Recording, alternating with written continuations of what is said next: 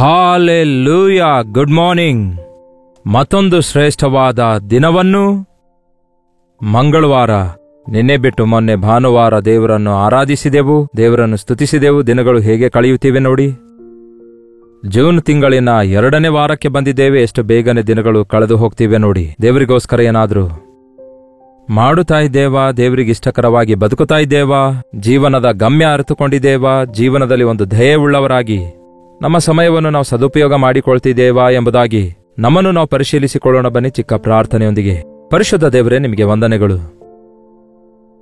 ನೀವು ನಮ್ಮನ್ನು ಪ್ರೀತಿಸಿ ನಮ್ಮ ಆಯುಷ್ಯನ್ನು ಹೆಚ್ಚಿಸುತ್ತಿರುವಾಗ ನಿಮ್ಮನ್ನು ಮಹಿಮೆಪಡಿಸುವ ಜೀವಿತ, ನಿಮ್ಮ ಪ್ರಣಾಳಿಕೆಗಳನ್ನು ನೀವು ನೆರವೇರಿಸುವ ಹಾಗೆ ನಮ್ಮನ್ನು ನಾವು ನಿಮಗೆ ಒಪ್ಪಿಸಿಕೊಟ್ಟು ಸಮರ್ಪಿಸಿಕೊಳ್ಳುವ ಜೀವಿತವನ್ನು ನಮ್ಮೆಲ್ಲರಿಗೂ ದಯಪಾಲಿಸಿರೆಂದು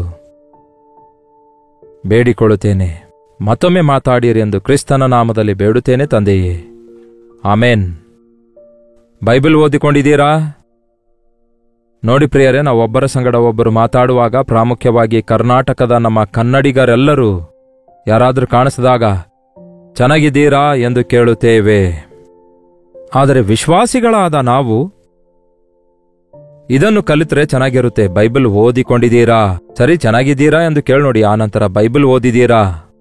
ಹೌದಲ್ಲವೇ? ಊಟ ಮಾಡಿದ್ದೀರಾ ಎಂದು ಕೇಳ್ತೇವೆ ಅತಿಥಿ ಸತ್ಕಾರ ಮಾಡುವಾಗ. ಆದರೆ ನಮ್ಮೆಲ್ಲರಿಗೆ ಹೇಗೆ ಶಾರೀರಿಕ ಆಹಾರ ಅಗತ್ಯವಾಗಿದೆಯೋ, ನಮ್ಮ ಆಧ್ಯಾತ್ಮಿಕ ಜೀವಿತಕ್ಕೆ ಬೈಬಲ್ ಅಷ್ಟೇ ಅವಶ್ಯಕವಾಗಿದೆ.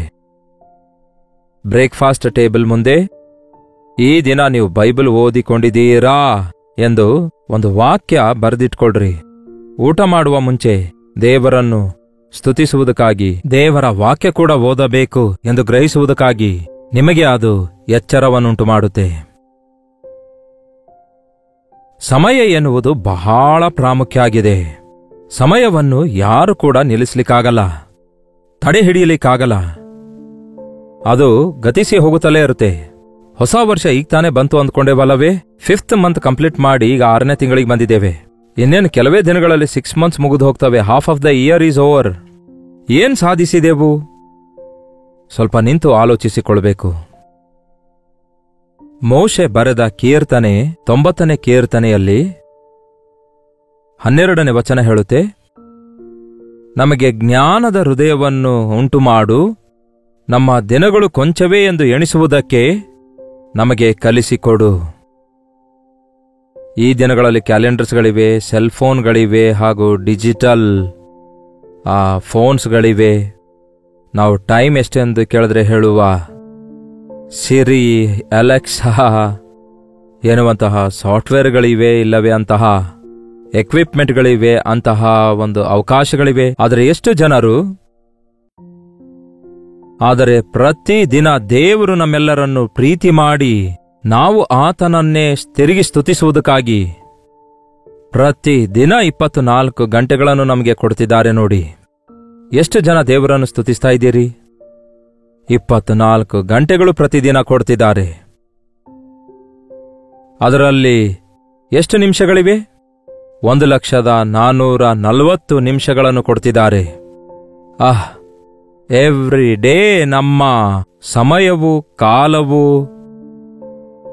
ಎಂಬ ಬ್ಯಾಂಕ್ನಲ್ಲಿ ಆತನು ನಮಗೋಸ್ಕರ 1,440 ನಿಮಿಷಗಳನ್ನು ಆತನು ಕ್ರೆಡಿಟ್ ಮಾಡುತ್ತಿದ್ದಾನೆ. ಹೊಸದಾಗಿ ನಾವು ಹೊಂದಿಕೊಳ್ತಿದ್ದೇವೆ ಪ್ರತಿದಿನ. ನೀವು ಬೆಳಗ್ಗೆ ಎದ್ದ ತಕ್ಷಣವೇ ದೇವರಿಗೆ ಎಷ್ಟರ ಮಟ್ಟಿಗೆ ಸ್ತುತಿಸಬೇಕೆಂದರೆ, ಆ ದಿನವೆಲ್ಲ ದೇವರು ನಮ್ಮನ್ನು ಪ್ರೀತಿಸಿ ಪ್ರತಿ ಕ್ಷಣವೂ ನಮ್ಮನ್ನು ಕಾಪಾಡುತ್ತಾ ಆತನಿಗೋಸ್ಕರ, ಆತನ ಪ್ರಣಾಳಿಕೆಗೋಸ್ಕರ ಬದುಕಬೇಕೆಂದು ಆಶಿಸುತ್ತಾ ಪ್ರತಿ ದಿನ ನೀವು ಗಮನಿಸಿದೀರಾ? ಹೆಚ್ಚು ಕಡಿಮೆ 86,400 ಸೆಕೆಂಡ್ಸ್ಗಳನ್ನು ದಿನಕ್ಕೆ ನಮಗೆ ಕೊಡ್ತಿದ್ದಾರೆ. ಪ್ರತಿ ಸೆಕೆಂಡನ್ನು ಕೂಡ ನಾವು ಬಳಸಿಕೊಳ್ಳಬಹುದು. ಪ್ರತಿಯೊಂದು ಸೆಕೆಂಡನ್ನು ಸದುಪಯೋಗ ಮಾಡಿಕೊಳ್ಳಬಹುದು, ಇಲ್ಲವೇ ದುರುಪಯೋಗ ಮಾಡಿಕೊಳ್ಳಬಹುದು. ಒಂದು ಕ್ಷಣ ತಾನೇ ಅನ್ಬಹುದೇನು? ಪ್ರಾಣ ಹೋಗುವುದಕ್ಕೆ ಎಷ್ಟೊತ್ತು ಬೇಕು ಹೇಳಿ? ನಿಮಗೆ ಯಾವತ್ತಾದರೂ ಆಕ್ಸಿಡೆಂಟ್ ಆಗಿವೆಯಾ? ಆಕ್ಸಿಡೆಂಟ್ ಆಗಲು ಎಷ್ಟೊತ್ತು ಹಿಡಿಯುತ್ತೆ? ಒಂದು ಕ್ಷಣವೇ. ಒಂದು ಟಾಪ್ ಅಂದ್ರೆ ಇನ್ನು ಮುಗೀತು ಕತೆ. ಹೌದಲ್ಲ ಪ್ರಿಯರೇ? ಉಸಿರು ನಿಂತು ಹೋಗುವುದಕ್ಕೆ ಎಷ್ಟೊತ್ತು ಬೇಕಾಗುತ್ತೆ? ಇನ್ನಷ್ಟೇ ಟಾಕ್ ಅಂತ ನಿಂತು ಹೋಗುತ್ತೆ. ಹೃದಯ ಬಡಿತ ನಿಂತು ಹೋಗಲು ಎಷ್ಟೊತ್ತಾಗುತ್ತೆ? ಒಂದು ಕ್ಷಣ. ಪ್ರತಿ ಕ್ಷಣವೂ ದೇವರು ನಮಗೆ ಆಯುಷ್ಯವನ್ನು ಅನುಗ್ರಹಿಸ್ತಿದ್ದಾರೆ, ಆರೋಗ್ಯ ಅನುಗ್ರಹಿಸ್ತಿದ್ದಾರೆ. ಎಷ್ಟು ಜನ ದೇವರು ಕೊಟ್ಟಿರುವ ಈ ಸಮಯವನ್ನು ಸದುಪಯೋಗ ಮಾಡಿಕೊಳ್ತಾ ಇದ್ದೀರಿ? ನಿಮ್ಮ ವಯಸ್ಸೆಷ್ಟು ಎಂದು ಕೇಳಿದಾಗ ನೀವು ಸಾಧಿಸಿರೋದೆಷ್ಟು ಎಂದು ಪರಿಶೀಲಿಸಿಕೊಳ್ಬೇಕು. ಹುಟ್ಟಿದವರು ಜ್ಞಾಪಕ ಮಾಡಿಕೊಳ್ಳುವಾಗ ಹುಟ್ಟಿದ ನಂತರ ನಾನೇನ್ ಮಾಡಿದೆ ಎಂದು ಪರಿಶೀಲಿಸಿಕೊಳ್ಬೇಕು. ದೇವರಿಗೋಸ್ಕರ ಬದುಕಿದೆಷ್ಟು, ಲೋಕಕ್ಕೋಸ್ಕರ ಬದುಕಿದೆಷ್ಟು, ದೇವರನ್ನು ಹೇಗೆ ಮಹಿಮೆಪಡಿಸಬಲ್ಲೆ ನನ್ನ ಜೀವಿತದಲ್ಲಿ ಎಂಬುದಾಗಿ ಕೆಲವೊಂದು ಸಾರಿ ನಿಂತು ದೇವರನ್ನು ಸ್ತುತಿಸಬೇಕು. ನಮ್ಮ ಆಯುಷು ಈ ಲೋಕದಲ್ಲಿ ಬಹಳ ಸಂಕುಚಿತವಾಗಿದೆ ಹೇಳಬೇಕಾದ್ರೆ. ಮೊದಲೇ ಹೇಳಿದನಲ್ಲವೇ ಮೋಶೆ, ನರಮನುಷ್ಯನ ಆಯುಷು 70 ವರ್ಷ, ಅಧಿಕ ಬಲ ಇದ್ದರೆ 80 ವರ್ಷ. ಅದು ಬೇಗನೆ ಗತಿಸಿ ಹೋಗ್ತದೆ, ನಾವು ಹಾರಿ ಹೋಗ್ತೇವೆ.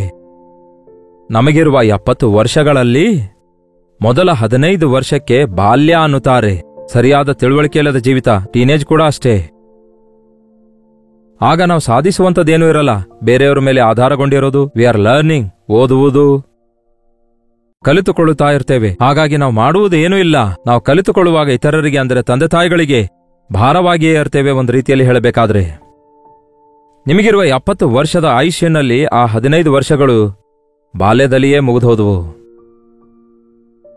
ಇದೇ ರೀತಿ ನಾವು ಲೆಕ್ಕಿಸುತ್ತಾ ಹೋಗುವುದಾದರೆ ಮನುಷ್ಯನು ಸಾಯುವುದಕ್ಕಿಂತ ಮುಂಚೆ, ಅಂದರೆ ವೃದ್ಧಾಪ್ಯದಲ್ಲಿ ಕನಿಷ್ಠ ಒಂದು 5 ವರ್ಷಗಳವರೆಗೂ ಇನ್ಕೇಪಬಲ್, ಅಂದರೆ ಏನು ಮಾಡಲಾರದವರಾಗಿ ಉಳ್ಕೊಳ್ತಾರೆ. ಮಂಚಕ್ಕಾಗಲಿ ಕುರ್ಚಿಗಾಗಲಿ ಪರಿಮಿತರಾಗಿ ಆ ಸ್ವರ ನಡುಗಿಸುತ್ತಾ, ನರಗಳು ಎಲುಬುಗಳು ನಡುಗುತ್ತಾ, ತನ್ನಷ್ಟಕ್ಕೆ ತಾನೇ ತನ್ನ ಎಲ್ಲ ಕೆಲಸ ಮಾಡಿಕೊಳ್ಳಲಿಕ್ಕಾಗದೆ ಚಿಕ್ಕ ಮಗುವಿನಂತೆ ಬೇರೆಯವರ ಸಹಾಯ ತೆಗೆದುಕೊಂಡು ಬೇರೆಯವರ ಮೇಲೆ ಆಧಾರ ತಮ್ಮ ಕೊನೆಯ 5 ವರ್ಷಗಳಲ್ಲಿ ಹಾಗಿರ್ತಾರಂತೆ. ಮೊದಲ 15 ವರ್ಷ ಬಾಲ್ಯ, ಆ ನಂತರದ ವರ್ಷಗಳು ವೃದ್ಧಾಪ್ಯ, ಏನು ಸಾಧಿಸಲಾರದ ವರ್ಷ, ಮಧ್ಯದಲ್ಲಿ 25 ವರ್ಷ ಆಗೋದು. ನಿಮಗೆ ಗೊತ್ತಾ, ಒಬ್ಬ ಮನುಷ್ಯ 60 ವರ್ಷ ಬದುಕುವುದಾದ್ರೆ, ಹೋಗ್ಲಿ 70 ವರ್ಷ ಬದುಕುವುದಾದರೆ, ಅದರಲ್ಲಿ 20 ವರ್ಷ ನಿದ್ದೆ ಮಾಡುವುದರಲ್ಲೇ ಮುಗಿದು ಹೋಗ್ತವೆ. ದಿನಕ್ಕೆ 8 ಗಂಟೆ ನಿದ್ದೆ ಮಾಡುವವನು 60 ವರ್ಷಗಳಲ್ಲಿ 20 ವರ್ಷ ಕಾಲ ಕೇವಲ ನಿದ್ದೆ ಮಾಡ್ತಾನೆ. ಒಂದು ವೇಳೆ ನೀವು 7 ಗಂಟೆ ನಿದ್ದೆ ಮಾಡುವುದಾದ್ರೆ, ಹೋಗ್ಲಿ ನಿಮ್ಮ ಆಯುಷು 70 ವರ್ಷ ಆಗಿದೆ ಅಂದ್ಕೊಳ್ಳಿ. ಅಂದರೆ ಅರ್ಧಕ್ಕಿಂತಲೂ ಅರ್ಧ ನಮ್ಮ ಜೀವಿತದಲ್ಲಿ ಏನಾಯ್ತು? ಇರುವ 70 ವರ್ಷದಲ್ಲಿ ಬಾಲ್ಯ, ವೃದ್ಧಾಪ್ಯ 20 ವರ್ಷ ಆದ್ರೆ, ನಿದ್ದೆಯಲ್ಲಿ 20 ವರ್ಷ ಹೋದ್ರೆ ಇನ್ನೆಷ್ಟು ಉಳೀತು? ಎಲ್ಲರೂ ಬದುಕಿದ್ರೆ 70 ವರ್ಷವರೆಗೂ, ಅದು ಕೂಡ ಗ್ಯಾರಂಟಿ ಇಲ್ಲ. ಇನ್ನೂ ಒಂದು 30 ವರ್ಷ ಉಳಿಯುತ್ತವೆ. ಆ 30 ವರ್ಷದಲ್ಲಿಯೂ ಮತ್ತೆ ನಾವು ತಿನ್ನುವುದಕ್ಕಾಗಿ, ಸ್ನಾನ ಮಾಡಿಕೊಳ್ಳುವುದಕ್ಕಾಗಿ, ಉದ್ಯೋಗ ವೃತ್ತಿ ಮಾಡಿಕೊಳ್ಳುವುದಕ್ಕಾಗಿ, ಇನ್ನು ಹೀಗೆ ಎಲ್ಲಾ ಲೆಕ್ಕಾಚಾರ ಹಾಕ್ತಾ ಹೋದ್ರೆ ನಾವು ಸಾಧಿಸಬೇಕಾದದ್ದು, ಪ್ರಯಾಸ ಪಡಬೇಕಾದದ್ದು, ಸಂಪಾದಿಸಬೇಕಾದದ್ದು, ಪ್ರಯೋಜನಕರವಾಗಿ ಬದುಕಬೇಕಾದ ಸಮಯ ಬಹಳ ಕಡಿಮೆಯೇ ಇದೆ. ಮೇ ಬಿ ಒಂದು 20 ಇಯರ್ಸ್, ಅದು ಕೂಡ ದೇವರ ಕೃಪೆ ಇದ್ರೆ. ಈಗ ಹೇಳಿ, ನಿಮ್ಮ ವಯಸ್ಸೆಷ್ಟು? ಇಲ್ಲಿ ತನಕ ಎಷ್ಟು ವಯಸ್ಸು ಮುಗಿದೋಯ್ತು? ಏನ್ ಮಾಡಿದೀರಿ? ರಕ್ಷಿಸಲ್ಪಟ್ಟಿದ್ದೀರಾ? ದೀಕ್ಷಾಸ್ನಾನ ತೆಗೆದುಕೊಂಡಿದ್ದೀರಾ? ಅನ್ನುತ್ತೀರಾ? ದೀಕ್ಷಾಸ್ನಾನ ಹೊಂದಿದ ನಂತರ ಮಾರ್ಪಡುವಿಕೆ ನಿಮ್ಮಲ್ಲಿ ಕಾಣ್ತಿವೆಯಾ? ರಕ್ಷಣೆ ಅನುಭವದ ಸಾಕ್ಷಿ ನಿಮಗಿದೆಯಾ? ನಂಬಿಕೆಯ ಜೀವಿತದಲ್ಲಿ ಮುಂದೆ ಸಾಗ್ತಿದ್ದೀರಾ? ದೇವರಲ್ಲಿ ಭಯಭಕ್ತರಾಗಿ ಮುಂದೆ ಸಾಗ್ತಾ ಇದ್ದೀರಾ? ದೇವರು ಆಶಿಸಿದಂತಹ ಸ್ಥಿತಿಯಲ್ಲಿ ಜೀವಿಸ್ತಾ ಇದ್ದೀರಾ? ಯಾವ ವಯಸ್ಸಲ್ಲಿ ಮಾಡಬೇಕಾದ ಕಾರ್ಯಗಳು ಆ ವಯಸ್ಸಲ್ಲಿ ಮಾಡುವುದಾದ್ರೆ ನಮಗೆ ದೀರ್ಘಾಯುಷ್ಯ ಇರುತ್ತೆ. ನಮ್ಮ ಆಯುಷ್ಯನ ದಿನಮಾನಗಳಲ್ಲಿ ದೇವರು ಆಶಿಸಿರುವ ಕಾರ್ಯಗಳೆಲ್ಲ ಮುಗಿಸುವವರಾಗಿರ್ತೇವೆ. ನೀವು ಯೇಸು ಕ್ರಿಸ್ತನನ್ನು ರಕ್ಷಕನೆಂದು ಅರಿಯಲಾರದ ಕಾಲದವರೆಗೂ, ಕರ್ತನ ಶ್ರೇಷ್ಠತೆಯನ್ನು ಗುರುತಿಸಿ ನಿಮ್ಮ ಹೃದಯ ಕರ್ತನಿಗೆ ಅರ್ಪಿಸಿಕೊಡಲಾರದವರೆಗೂ, ಕ್ರಿಸ್ತನ ರಕ್ತದಲ್ಲಿ ತೊಳೆಯಲ್ಪಟ್ಟು ನಿರ್ದೋಷಿಗಳಾಗಿ ನಿಷ್ಕಳಂಕರಾಗಿ, ಅಂದರೆ ದೋಷಿಗಳಾದ ನಾವು ನಿರ್ದೋಷಿಗಳಾಗಿ ಮಾರ್ಪಡಲಾರದವರೆಗೂ ನಮ್ಮ ಜೀವಿತದಲ್ಲಿ ಏನು ಸಾಧಿಸಲಿಕ್ಕಾಗಲ್ಲ. ಗಾಳಿಯಲ್ಲಿ ಪ್ರಯಾಸ ಪಟ್ಟಿರುವಂತಿರುತ್ತೆ. ನಮ್ಮ ಪ್ರಯಾಸವೆಲ್ಲ ವ್ಯರ್ಥವಾಗಿ ಹೋಗ್ತದೆ. ಯೇಸುವನ್ನು ಅರಿತ ನಂತರ ನಿಮ್ಮ ಜೀವಿತದಲ್ಲಿ ಏನನ್ನು ಸಾಧಿಸಿದ್ದೀರಿ? ಸಾಧ್ಯವಾದಷ್ಟು ಬೇಗ ಯೌವನ ಪ್ರಾಯದಲ್ಲಿ ನಿಮ್ಮ ಸೃಷ್ಟಿಕರ್ತನನ್ನು ಸ್ಮರಿಸಿರಿ. ಯೌವನ ಕಾಲದಲ್ಲಿ ನೊಗ ಹೋರುವುದು, ಶಿಲುಬೆ ಹೋರುವುದು, ಕ್ರಿಸ್ತನನ್ನು ಹಿಂಬಾಲಿಸುವುದು ನಿಮಗೆ ಒಳ್ಳೆಯದು. ಎಷ್ಟೋ ಜನರ ಯೌವನ ಕಾಲ ದಾಟಿ ಹೋಯಿತು. ಏನು ಸಾಧಿಸ್ತಾ ಇದ್ದೀರಿ? ನೀವು ನಿಜವಾಗ್ಲೂ ರಕ್ಷಿಸಲ್ಪಟ್ಟಿದ್ದೀರಾ? ಯೇಸುವಿಗೆ ಸಾಕ್ಷಿಯಾಗಿ ಬದುಕುತ್ತಾ ಇದ್ದೀರಾ? ನಮ್ಮ ದಿನಗಳು ಕೊಂಚವೇ ಎಂದು ತಿಳಿದುಕೊಳ್ಳಲು ನಮಗೆ ಕಲಿಸಿಕೊಡಿರಿ. ಬೆಳಗ್ಗೆ ಎದ್ದ ಕೂಡಲೇ ಗಡಿಯಾರ ನೋಡಿದ್ರೆ ಅದು ಎಷ್ಟು ಬೇಗನೆ ತಿರುಗಿ ಹೋಗ್ತಾ ಇರುತ್ತೆ ನೋಡಿ. ಈ ದಿನವಿಡೀ ನಾನು ಏನ್ ಮಾಡಲು ಸಾಧ್ಯವಾಯಿತು? ಈ 12 ಅವರ್ಸ್ ಡೇ ಟೈಮ್. ಬಹಳಷ್ಟು ಜನ 12 ಅವರ್ಸ್ ವ್ಯರ್ಥ ಮಾಡಿಕೊಳ್ತಾರೆ, ಹಗಲೆಲ್ಲ ಕೆಲಸ ಮಾಡಲ್ಲ. ಅದಕ್ಕೆ ಓವರ್ ನೈಟ್ ವರ್ಕ್ ಮಾಡಿ, ಹಗಲು ತಡ ಮಾಡಿ ನಿದ್ದೆಯಿಂದ ಎದ್ದು ರೋಟೀನ್ ಕೆಲಸ ಕೆಡಿಸಿಕೊಂಡು ಅನಾರೋಗ್ಯದ ಪಾಲಾಗ್ತಾ ಇದ್ದಾರೆ. ಕಾನ್ಸಂಟ್ರೇಷನ್ ಕಳೆದು ಹೋಗ್ತಿದೆ, ಮೈಂಡ್ ಅಲರ್ಟ್ನೆಸ್ ಕಳೆದುಕೊಳ್ತಿದ್ದಾರೆ. ಎಷ್ಟೇ ಓದಿದ್ರೂ ತಲೆಗೆ ಹೋಗ್ತಾಲೆ, ಎಷ್ಟೇ ಪ್ರಯಾಸ ಪಟ್ಟರೂ ಕೆಲಸದಲ್ಲಿ ಆಶೀರ್ವಾದ ಸಿಗ್ತಿಲ್ಲ. ದೇವರ ಸಮಯವನ್ನು ದೇವರಿಗೆ ಕೊಡ್ತಾ ಇಲ್ಲ. 24 ಗಂಟೆ ದೇವರು ನಿಮಗೆ ಕೊಟ್ರೆ ಕನಿಷ್ಠ ಎಷ್ಟು ಗಂಟೆ ದೇವರಿಗೆ ತಿರುಗಿ ಕೊಡ್ತಿದ್ದೀರಿ ಒಂದು ದಿನದಲ್ಲಿ? ರಾಜನಾಗಿದ್ರು, ಬಡವನಾಗಿದ್ದರು, ಪ್ರೈಮ್ ಮಿನಿಸ್ಟರ್ಗಾಗಿದ್ರು, ಪಿವನ್ಗಾಗಿದ್ರು, ತೆಲುಗುದವನಿಗಾಗಿದ್ರು, ಕನ್ನಡದವನಿಗಾಗಿದ್ರು, ಬಿಳಿ ಚರ್ಮ ಕಪ್ಪು ಚರ್ಮ ಯಾರೇ ಆಗಿದ್ರು, ಪ್ರತಿಯೊಬ್ಬರಿಗೂ ಅಷ್ಟೇ ಟೈಮ್ ಕೊಟ್ಟಿದ್ದಾರೆ. ಕೋಟ್ಯಾಧೀಶ್ವರರಿಗೂ ಅಷ್ಟೇ ಕೊಟ್ಟಿದ್ದಾರೆ. ಕೋಟ್ಯಾಧೀಶ್ವರರು ಕೋಟ್ಯಾಂತರ ರೂಪಾಯಿನಿಂದ ಏನ್ ಬೇಕಾದ್ರೂ ಕೊಂಡ್ಕೊಳ್ಬಹುದು, ಆದ್ರೆ ಟೈಮ್ ಕೊಂಡ್ಕೊಳ್ಳಲಿಕ್ಕಾಗುತ್ತಾ? ಎಷ್ಟು ಬೆಲೆ ಉಳ್ಳದಾಗಿದೆ ನೋಡಿ ಸಮಯ. ನೀವು ಅಜ್ಞಾನಿಗಳಾಗಿರದೆ ಜ್ಞಾನಿಗಳ ಹಾಗೆ ಸಮಯವನ್ನು ಸುಮ್ಮನೆ ಕಳ್ಕೊಳ್ಳದೆ ಅದನ್ನು ಸದುಪಯೋಗ ಮಾಡಿಕೊಳ್ಳಿರಿ ಎಂದು ದೇವರ ವಾಕ್ಯ ಹೇಳ್ತದೆ. ಪ್ರತಿ ದಿನ ನಾವು ಸದುಪಯೋಗ ಮಾಡಿಕೊಳ್ಳುವುದಾದ್ರೆ ನಮ್ಮ ಜೀವಿತ ದಿನಮಾನಗಳಲ್ಲಿ ನಾವು ಎಷ್ಟೋ ಸಾಧಿಸುವವರಾಗಿರ್ತೇವೆ. ನಾವು ಆಶೀರ್ವದಿಸಲ್ಪಡ್ತೇವೆ, ನಮ್ಮ ಮನೆಯವರಿಗೆ ಆಶೀರ್ವಾದಕರವಾಗಿರುತ್ತೇವೆ, ಇನ್ನು ಅನೇಕರಿಗೆ ನಾವು ಆಶೀರ್ವಾದಕರವಾಗಿರ್ತೇವೆ. ನಿಮ್ಮ ಸಮಯವನ್ನು ಸದುಪಯೋಗ ಮಾಡಿಕೊಳ್ಳುವುದಕ್ಕಾಗಿ, ಮೊದಲ ಸಮಯ ದೇವರಿಗೆ ಕೊಡುವುದಕ್ಕಾಗಿ ತೀರ್ಮಾನಿಸಿಕೊಳ್ಳಿ. 24 ಗಂಟೆಗಳಲ್ಲಿ ದಶಮ ಭಾಗ ಎಷ್ಟಾಗಿದೆ? ದಶಮ ಭಾಗ ದೇವರು ಸ್ವತ್ತು ಅನ್ನುವಾಗ ಕೇವಲ ದುಡ್ಡಾಗಿದೆಯಾ? ನಿಮ್ಮ ಸಮಯದಲ್ಲಿ, ನಿಮ್ಮ ಜೀವಿತದಲ್ಲಿ ಆತನಿಗೆ ಸಲ್ಲಿಸಬೇಕಾದದ್ದು ಅರ್ಪಿಸಬೇಕಲ್ಲವೇ? ಒಂದು ದಿನದಲ್ಲಿ 24 ಗಂಟೆಗಳಲ್ಲಿ ದಶಮ ಭಾಗ ಅಂದ್ರೆ 2 ಗಂಟೆ 40 ನಿಮಿಷ ಆಗ್ತದೆ ಅಂದ್ಕೊಳ್ತೇನೆ, ಹೆಚ್ಚು ಕಡಿಮೆ. ನಿಜ ಹೇಳ್ರಿ, ಕನಿಷ್ಠ 2 ಗಂಟೆ ಆದರೂ ದಿನಕ್ಕೆ ನಿಮ್ಮ ಜೀವಿತದಲ್ಲಿ ದೇವರಿಗೆ ಕೊಡ್ತಿದ್ದೀರಾ? 1 ಗಂಟೆ ಪ್ರಾರ್ಥನೆ ಮಾಡಿಕೊಳ್ತಾ ಇದ್ದೀರಾ? 1 ಗಂಟೆ ವಾಕ್ಯ ಓದುತ್ತಾ ಇದ್ದೀರಾ? ಒಂದು 10 ನಿಮಿಷ ಯಾರಿಗಾದ್ರೂ ಬಾಯಿ ತೆರೆದು ದೇವರು ಎಷ್ಟು ದೊಡ್ಡವರಾಗಿದ್ದಾರೆಂದು ಸಣ್ಣ ಸಾಕ್ಷಿ ಏನಾದ್ರೂ ಕೊಡ್ತಾ ಇದ್ದೀರಾ? ದೇವರಿಗೋಸ್ಕರ ಬಳಸಿದ ಸಮಯವೆಲ್ಲ ಆದಾಯವಾಗಿ ಮಾಡಿಕೊಳ್ತೇವೆ. ಲೋಕಕ್ಕಾಗಿ ಬಳಸಿರುವ ಸಮಯವೆಲ್ಲ ನಾವು ವ್ಯರ್ಥ ಮಾಡಿಕೊಳ್ತೇವೆ.